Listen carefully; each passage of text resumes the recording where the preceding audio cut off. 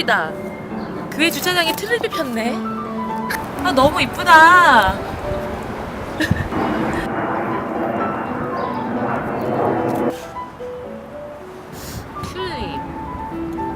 튤립? 예전에 말씀 중에 튤립이라는 말씀을 들었던 것 같은데. 동훈아, 그게 뭐야? 뭐? 튤립? 그래 어떻게 알아? 튤립 꽃 아니야 꽃. 가서 목사님한테 물어봐. 배고프다 커피 마시러 가자. 아, 튤립이 뭐냐고. 아 모른다고 목사님한테 물어보라고. 내가 어떻게 알아? 튤립 꽃 아니야. 장난해? 가자. 아, 튤립이 뭐냐니까. 아 몰라 빨리 와.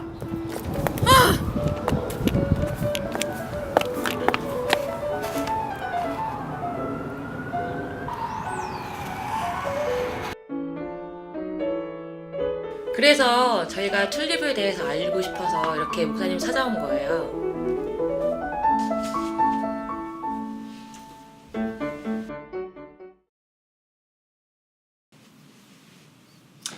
네, 교회 역사를 보시면 바른 교리와 신학적인 정리는 항상 논쟁 가운데서 출발했습니다. 1610년도 제이컵 아르미니우스의 제자들이 그들의 스승의 가르침들을 5대의 교리로 정리해서 항의를 했습니다.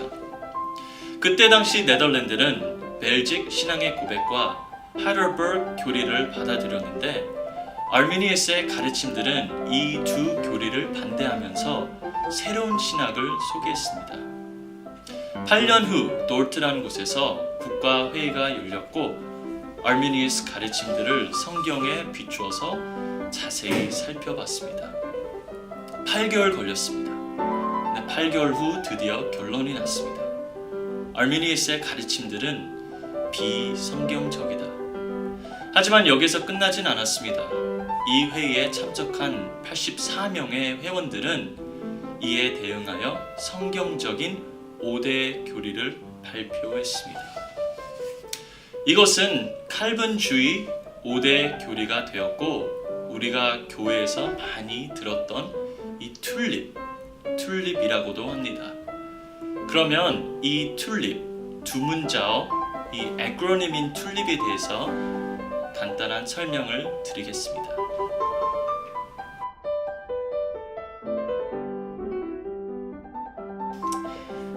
T는 Total Depravity, 인간의 전적 부패를 의미합니다. 인간이 죄인이라는 것은 일반 사람들도 부인할 수 없는 것이지만 성경이 말한 인간의 죄인의 모습은 그것을 넘어서 전적으로 부패한 상태다라고 설명을 하고 있습니다. 쉽게 말해서 우리는 죄인뿐만 아니라 완전 죄인입니다. 성경 로마서 3장 10절에서 12절 말씀 한번 읽어보시겠어요? 기록한 바 의인은 없나니 하나도 없으며 깨닫는 자도 없고 하나님을 찾는 자도 없고 다 치우쳐 한 가지로 무익하게 되고 선을 행하는 자는 없나니 하나도 없도다. 네, 하나도 없다라고 성경은 기록하고 있습니다. 어느 누구나 이 진리를 부인할 수 없는 이유는 성경은 죄의 기원은 아담에게서 왔다라고 합니다. 즉, 아담의 범죄 이후에 죄가 온 세상 가운데 들어왔고 인류는 그 죄에 빠지고 맙니다. 아담의 모든 후손들인 우리는 부패한 세상에 들어왔고 그 죄의 영향력을 받아 죄인으로 살아가고 맙니다. 사람은 이렇게 살다가 피할 수 없는 죽음을 만나게 됩니다. 그 이유는 죽음이 죄의 결과이기 때문입니다. 로마서 5장 12절 한번 읽어보시겠어요? 이러므로 한 사람으로 말미암아 죄가 세상에 들어오고 죄로 말미암아 사망이 왔나니 이와 같이 모든 사람이 죄를 지었으므로 사망이 모든 사람에게 이르렀느니라. 네, 우리가 살아가면서 참 좋은 분들, 선한 분들 많이 만나봤을 것입니다. 아마 이것을 보는 여러분들도 선한 사람에 속해 있을 수 있습니다. 하지만 아무리 착하고 선해 보여도 모든 사람은 죄로 타락한 존재라 자기 스스로 구원할 수는 없습니다.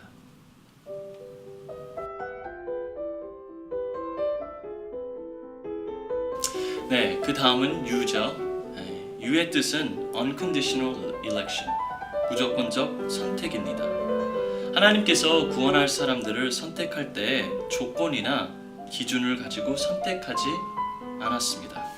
사도 바울은 이것을 설명하기 위해서 로마서 9장 11절에 야곱과 에서를 예를 듭니다. 한번 읽어보시겠어요?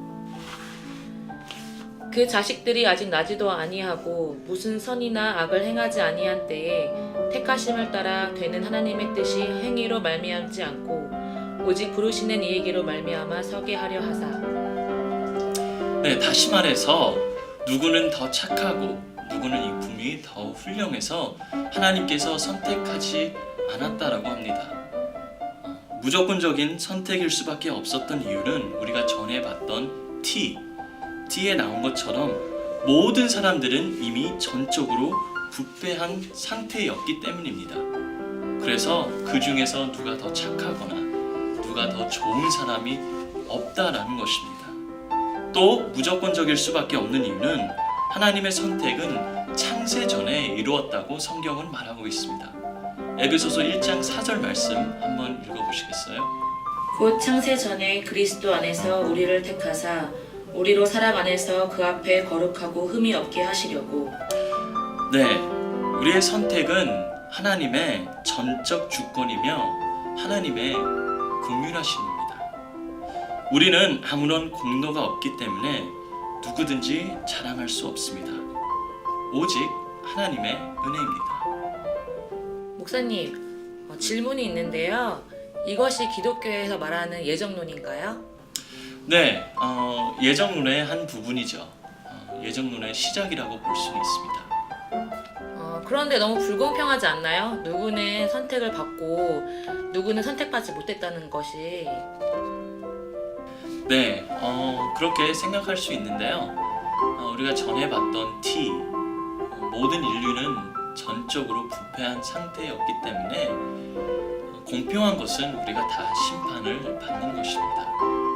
그런 와중에서도 하나님께서는 백성들을 선택을 합니다.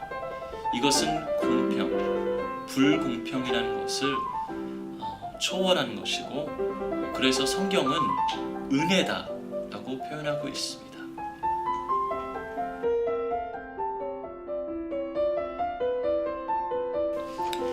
L, 세 번째 교리, Limited Atonement, 제한 속죄를 의미합니다.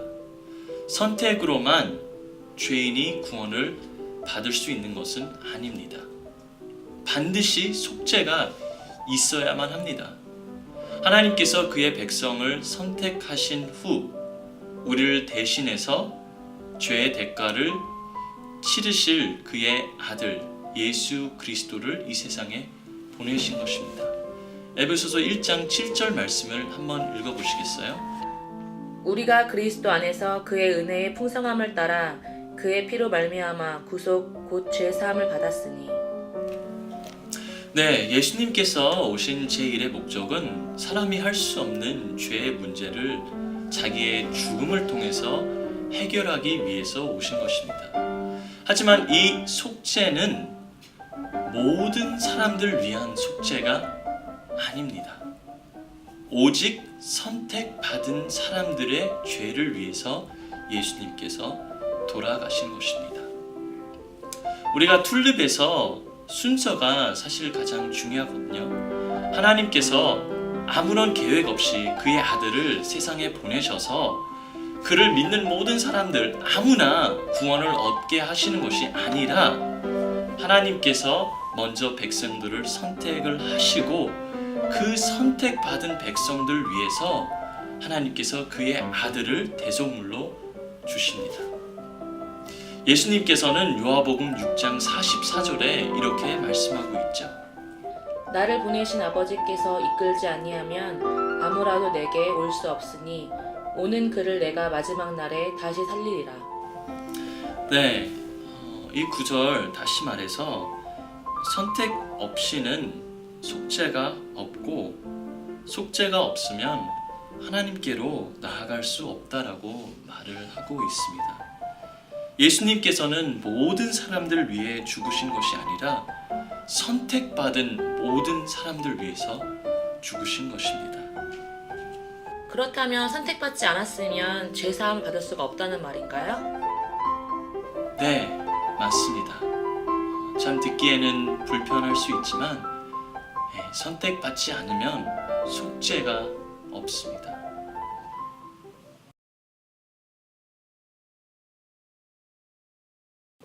네, 그 다음 단계 네 번째 교리 I, Irresistible Grace, 불가항력적 은혜입니다. 이 교리가 무엇을 가르치냐면 선택을 받고 속죄를 받은 사람은 하나님의 은혜를 거절할 수 없다는 것입니다. 다시 말해서 하나님께서 선택을 하셨어요. 그리고 예수님께서 그 사람을 위해서 돌아가셨어요. 그러나 그 사람은 나는 예수님을 안 믿겠어, 이런 경우가 있을 수 없다는 것입니다. 선택이 있고 속죄가 있으면 반드시 그 사람은 성령께서 역사하심으로 이 진리를 믿게 되고 은혜를 거절할 수 없습니다. 칼빈주의에서 하나님의 주권은 중요한 가르침 중 하나입니다. 하나님께서 부르셨는데 인간은 그의 부름을 거절할 수 없습니다. 사람에게 자유의지가 있다라고 할지라도 하나님의 은혜는 너무 커서, 너무 위대해서, 너무 놀라워서 죄된 인간은 그것을 거절할 수 없습니다. 요한복음 6장 37절입니다. 아버지께서 내게 주시는 자는 다 내게로 올 것이요 내게 오는 자는 내가 결코 내어 쫓지 아니하리라. 네, 여러분들이 처음 믿었을 때 한번 생각해 보십시오. 하나님의 은혜를 성령의 감동으로 처음 깨닫고 체험했을 때 그 놀라운 은혜를 거절할 수 있었나요? 아니면 정말 폭풍처럼 밀려오는 은혜가 여러분들의 영혼과 여러분들의 온 삶을 한순간에 삼킨 것이 아닌가요? 거절할 수는 없습니다. 하나님의 선택이 있기 때문에, 그리고 예수 그리스도의 속죄가 있기 때문에, 예수님께서는 이미 여러분들을 위해서 돌아가셨기 때문에 그 은혜는 우리가 결코 거절할 수는 없습니다.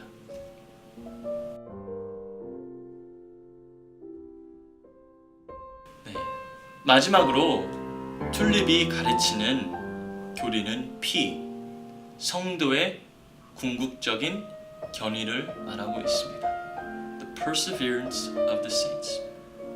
하지만 이 교리에서 가장 많이 오해가 있는 것 같습니다.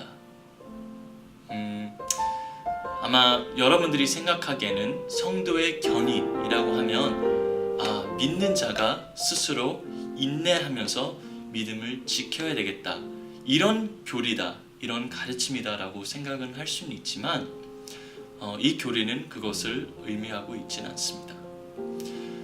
우리의 견인, 우리의 인내도 하나님께 있다라고 성경은 말해주고 있습니다. 빌립보서 2장 12절 13절 한번 읽어보시겠어요? 그러므로 나의 사랑하는 자들아, 너희가 나 있을 때뿐 아니라 더욱 지금 나 없을 때에도 항상 복종하여 두렵고 떨림으로 너희 구원을 이루라. 너희 안에서 행하시는 이는 하나님이시니 자기의 기쁘신 뜻을 위하여 너희로 소원을 두고 행하게 하시나니. 네, 12절에서는 너희의 구원을 이루라 라고 얘기하고 있지만 13절에서는 이 일을 행하시는 이가 하나님이다 라고 얘기를 하고 있습니다. 결국엔 우리의 견인, 우리의 인내가 하나님께 있다라는 것입니다. 켈빈주의가 이렇게 믿는 것은 사람이 절대 하나님의 구원의 계획을, 하나님의 선택을 반박할 수 없다라고 믿기 때문입니다.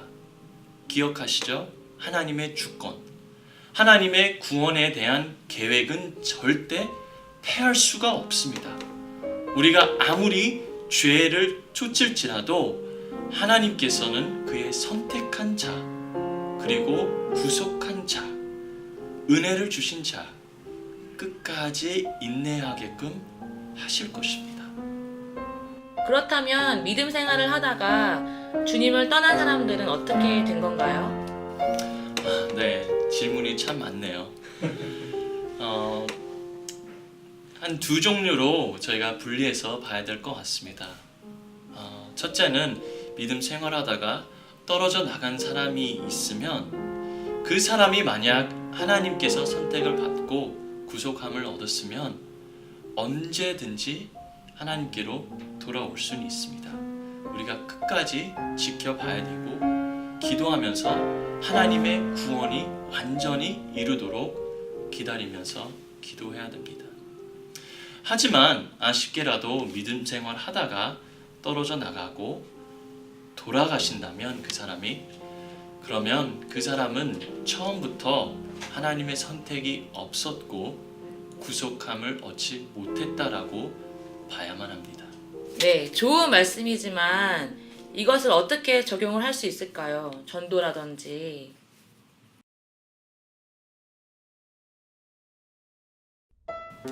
네, 우리가 툴립을 이해하고 알고 적용하는데 먼저 이해할 부분들이 좀 있습니다. 먼저 툴립은 하나님의 생각과 역사를 설명하는 것입니다. 다시 말해서 우리는 인간이기 때문에, 죄인이기 때문에 하나님의 그 구속 사역의 계획을 우리가 완전히 이해할 수는 없습니다. 성경이 가르쳐준 대로 우리가 믿음으로 받아들여야만 할 뿐입니다. 그리고 또 저희가 알아야 될 것은 이 튤립이 가르쳐주는 선택, 특히 이 예정론에 관해서는 조심해야 될 부분이 있습니다. 심지어 우리 칼빈 선생님도 이 예정론, 이 튤립은 구원 받은 사람들 위한 가르침이다라고 얘기했습니다. 즉 구원 받지 않는 사람, 아직 예수 그리스도를 영접하지 않은 사람에게 예정론을 가르칠 수가 없다라는 것입니다. 그리고 마지막으로 이 튤립, 특히 예정론은 구원을 먼저 체험을 해야만 이해할 수 있는 것입니다. 우리 신학자인 J.I. 패커가 이렇게 설명했습니다. 우리가 구원받기 이전에 멀리서 어떤 간판을 저희가 바라봅니다. 누구든지 예수의 이름을 부르는 자는 구원을 얻을 수 있다. 그래서 내가 그 간판을 보고 그 부름을 보고 내가 내 의지로 예수 그리스도를 믿고 그 안으로 들어갑니다. 하지만 그 안으로 들어가서 뒤돌아보니까 그 간판 뒤에 이런 말씀이 적혀 있습니다. 창세전에 선택받았다. 네, 맞습니다. 우리가 처음에 영접할 때는 내 의지다라고 생각하고 내가 죄인이란 것을 내 스스로 고백했다라고 생각하지만 구원을 받고 난 뒤 말씀을 읽어보면 이것이 내 의지가 아니었고 하나님의 선택이 있었고 성령님께서 움직이심이 있었기 때문에 내가 그때 영접할 수 있었다라고 알게 됩니다.